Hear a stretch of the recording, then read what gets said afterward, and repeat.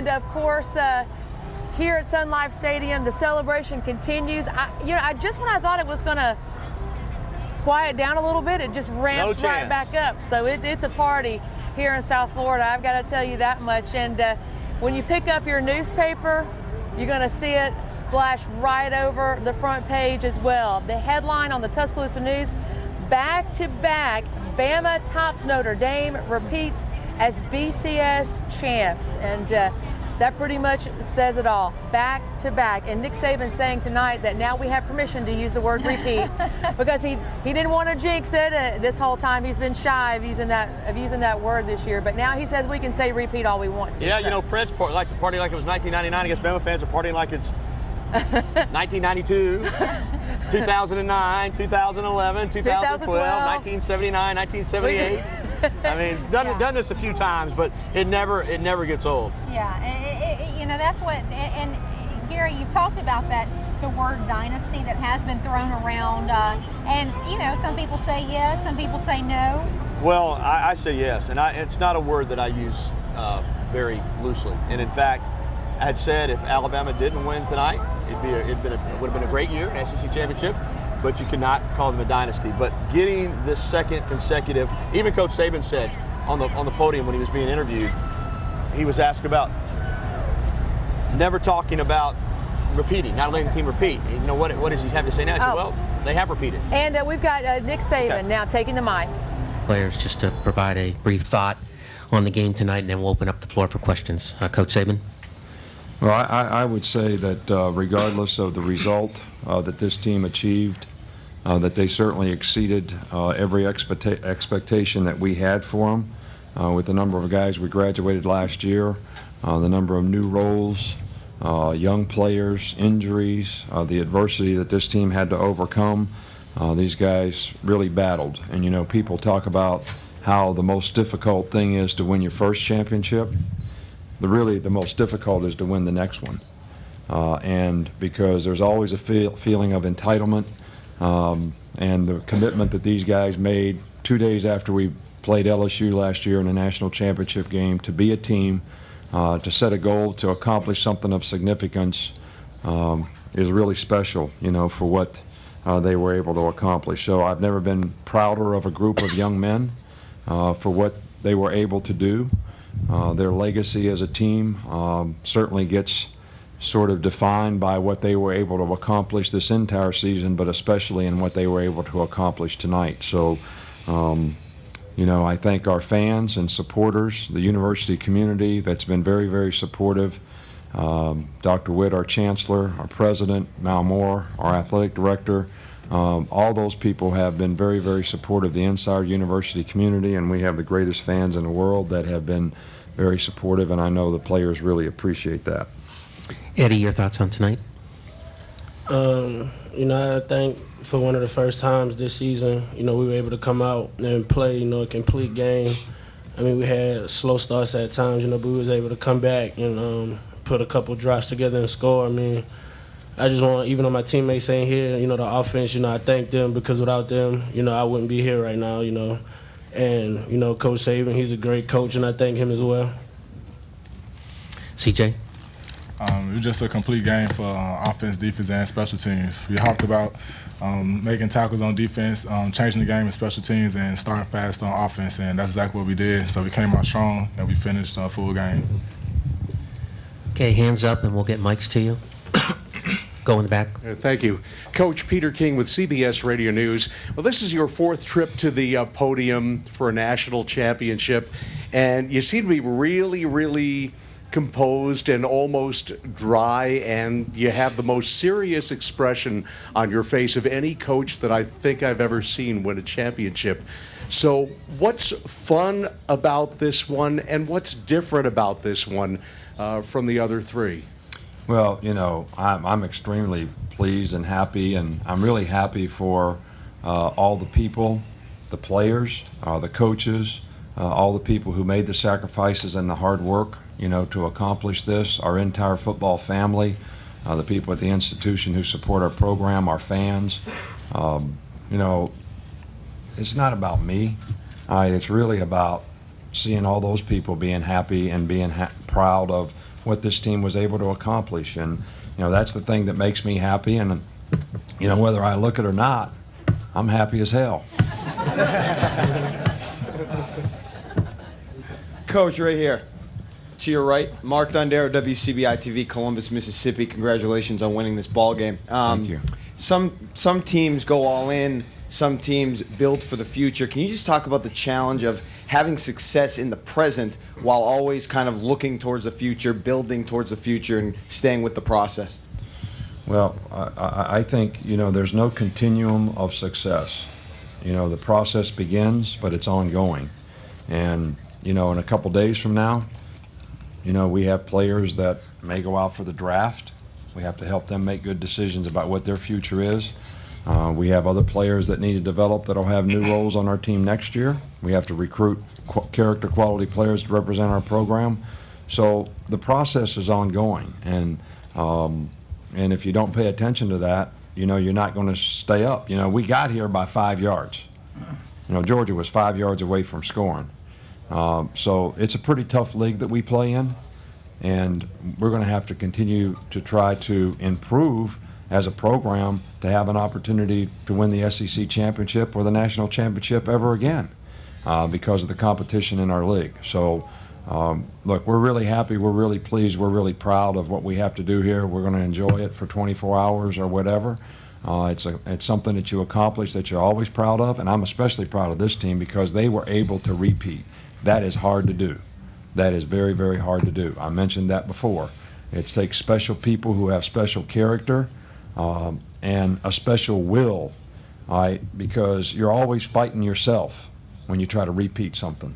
First time, you're all charged up, but the second time, you have to challenge your will to do it. And these guys did it, and I'm extremely, extremely pleased and happy for them and proud of them. Coach, Mike Ray to ABC Birmingham. A question about one question for you and one for you and Eddie. First of all, I know you've been reluctant to use the word dynasty, but really with what you've accomplished in 3 of the last 4 years, isn't that a fitting word now? And also, so much has been, the relationship between AJ and Barrett Jones has been documented, you know, kind of a antagonistic brother-type relationship. Can you talk about seeing that happen tonight? And Eddie, if you could give us your perspective on that as well, I'd appreciate it. Well, that's just AJ. That's the same kind of relationship I have with him. So, but no, AJ's a leader. He's a competitor. He's a fiery guy. I think he has a tremendous amount of respect for the competitors who play around him. But I also think that, you know, he lets his personality come out, and I think people respect that. And I don't think he does it in a negative way. And I think there's probably nobody in the world that respects Barrett Jones and what he's accomplished any more than what AJ does. I mean, the guys that play around him have enabled him to be very successful, and I know he really appreciates that. I don't think words like dynasty are really words that I'm much interested in. You know, we're interested in accomplishment and consistency in performance, and we want to continue to try to do that in the future. So those are for other people to talk about. Eddie, on AJ? You know, AJ and Barrett tonight. You know, AJ's a leader, you know, like Coach said, and, you know, everything's based on timing, and, you know, every once in a while they get into it like that. I mean, they both high-energy players. I mean, I don't think there's nothing negative about it, though. Just a reaction. For Nick, here in the middle, Greg Logan of Newsday. Can you place in perspective how good this offensive line is, you know, compared to all the offensive lines you've seen in your career? Have you ever seen a better one than this? And did you do anything different to change it up at the start of the game tonight to make you so successful? First of all, I think this may be the best offensive line, and I don't like to make comparisons that we've ever had or been associated with. We had a really good group that included Flozo Adams earlier in my career when I was at Michigan State. That was a pretty good group, but this group has a lot of experience, and they play with a lot of consistency, and the power, the toughness, how physical they are, I think is probably a pretty unique quality. And I know that we have some really good backs too, because those guys Eddie makes a miss, in the line and then gains 20 yards, and they're beating their chest about how they blocked them. So they block them good, don't get me wrong, but it's a combination, I think, of all 11 players that we have, the fine running backs that we have, the quarterback that we have that doesn't allow people to just load up the box because we can make big plays down the field, the receivers that we have. So this was really an outstanding offensive team. Coach Saban, Benny Bias, Touchdown Alabama Magazine. What would you say surprised you the most about how your team performed tonight?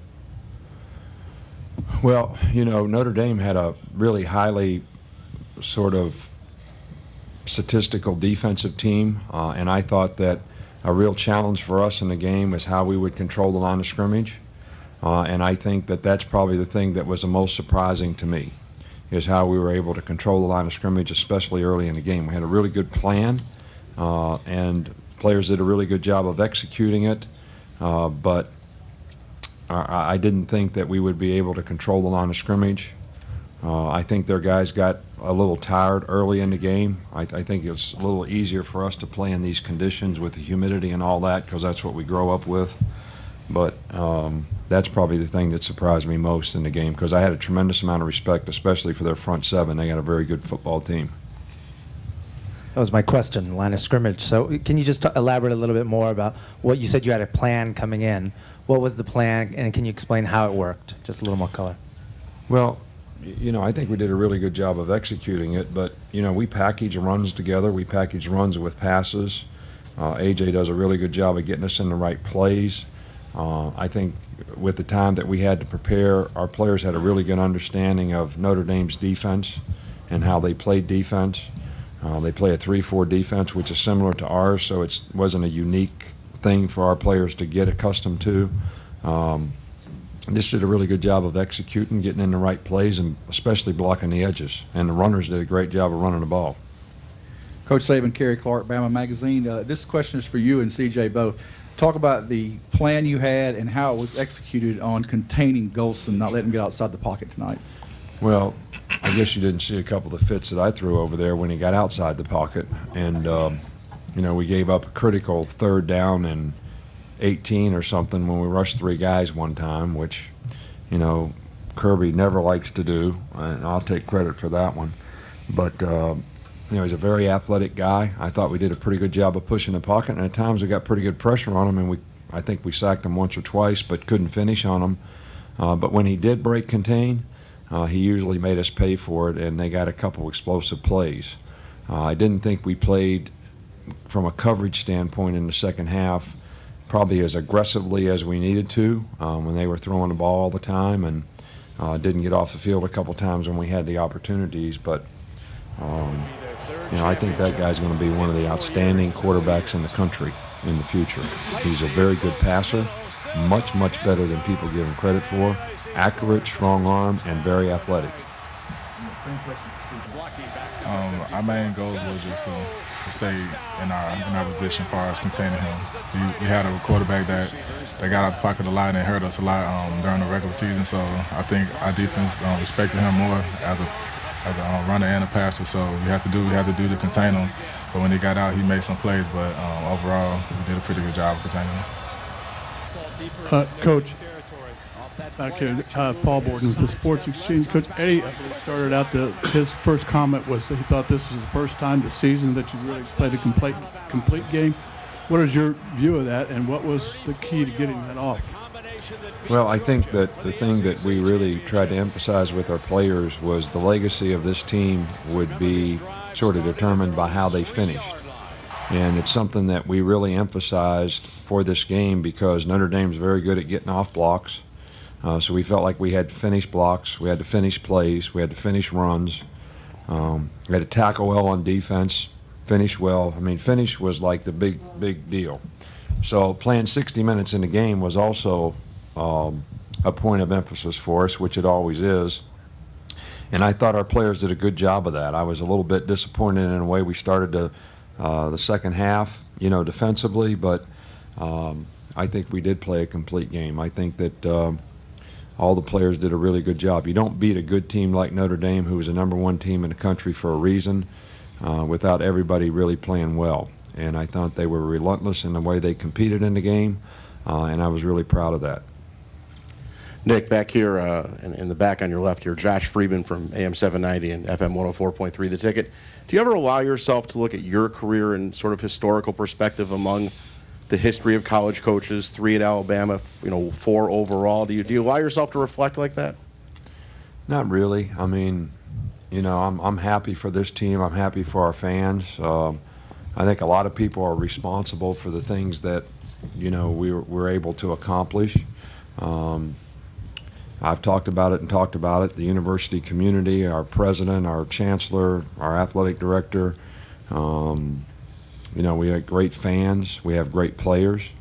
I mean, every player that's played for Alabama for the last 6 years since I've been there all deserve a lot of credit for this. And a lot of those guys came to Alabama. We weren't any good.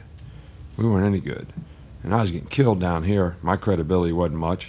All right, so they believed, in the program and believed in what we could accomplish. And because those players chose to come to Alabama, we've had a lot of success. We had a lot of really good players that are really good people. We have a very good graduation rate, and we have guys that represent our institution, their families, and themselves in a first-class way, and I'm really proud of that. Chris Thomason, Fox Sports. My question is kind of related to what he asked, but I'll phrase it like this. You're just the 3rd college team ever to win 3 national championships in a 4-year span. Do you think someday when you retire, what have you, you'll look back and say, hey, that was pretty special what we accomplished back then? Yeah, I think it's pretty special what we accomplished, what the players accomplished, what the coaches accomplished. I think it's really special. And one of these days when I'm sitting on the side of the hill, watching the stream go by, I'll probably figure it out even more. But what about next year's team? You got to think about that too. 4 and 5. Well, how about going for 4 and 5? Nobody's ever done that. Well, I'm not ready to go there yet. I'm trying to give me 24 hours on this one.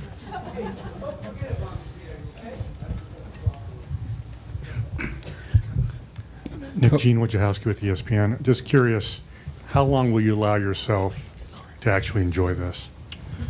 Well, we kind of have a 24-hour rule, but, Wednesday we have to go to work. People have to make decisions about their future. We need to, get our players moving in the right direction. We start school on Wednesday, so it's ongoing. We have a lot of people in our program who are very supportive of our players, and I want to make sure that we continue to be supportive of the players and that they do the right thing.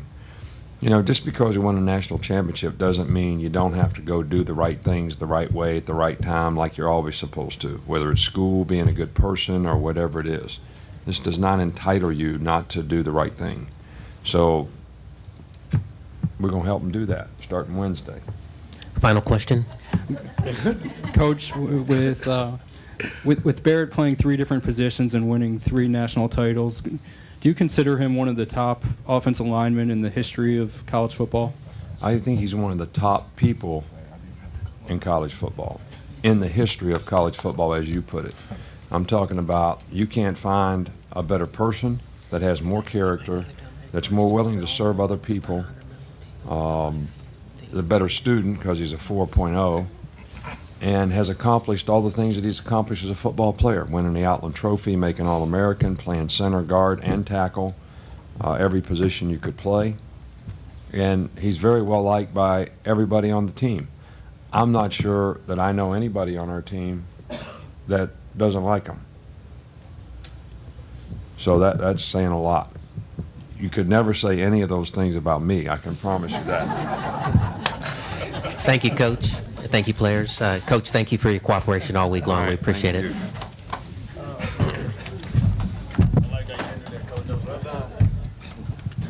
Congratulations, Eddie.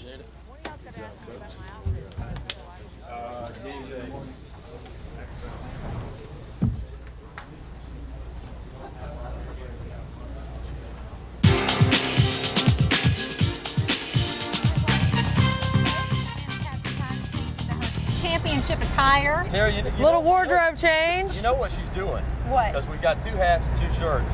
She's just claiming them. Yeah, that's why she's go ahead and claim. She knows when she puts them on. Yeah. Yeah, they're her. This might be This might be going back to Tuscaloosa with me. I think it is. I think it's already found a home. All right, curly hair. Coach Saban just spoke and had a lot to say. Yeah, he did. And I like the quote that he said he may not look like it, but he's very happy.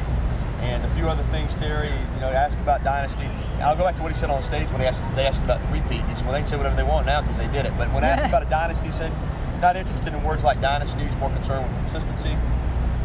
Was surprised at how Alabama controlled the line of scrimmage against Notre Dame. And did say that this Alabama offensive line, the best offensive line that he's ever been around. It's quite a compliment. So the offensive game plan was to package the runs with the tasks, be balanced, and certainly they were. He said he felt like they had a good understanding of how to attack the Notre Dame defense. And DJ Fluker had an interesting quote from the locker room. Said that Notre Dame lost its will after, he felt like they lost their will after Alabama scored that second touchdown. And then just hot off the presses here, I'll get it back up here, Johnny Manziel with this tweet. Have all the respect in the world for Notre Dame and Manti Te'o, but I gotta say it, roll darn tide. So Johnny Manziel. Some support from Johnny Football. The one team and quarterback that beat Alabama. And again, that goes to show you. Right now, if I had a vote, and I don't, final poll, I would vote Texas A&M number 2. I really would. I don't think anybody would blame you for that. The only team that beat Alabama, and they wound up 11-2. So, but I think, and we're sitting out here obviously, but listening to Saban, following him like we do, he's very happy. Sure. He's very satisfied. Now he did say the 24-hour rule is still in effect. So they get 24. Those are going to be 24 very spirited hours. Yeah. I have a feeling. But that all goes to the same consistency and discipline that is evident in a team like this. That's right. Nick Saban actually yesterday in his press conference talking about his dad, how he worked at his dad's service station, and he had those same sort of perfectionistic qualities that he instilled in his son, Nick, the younger Nick, from the senior Nick. And we have some more video, I understand, from back in Tuscaloosa. People celebrating this 15th national championship for the Alabama Crimson Tide, and the word dynasty being thrown around a lot tonight here in South Florida, and I would imagine it is as well back home in Tuscaloosa. We're going to take a short break. We'll be back with more special national championship coverage from Sun Life Stadium. You keep it right here on WVUA TV.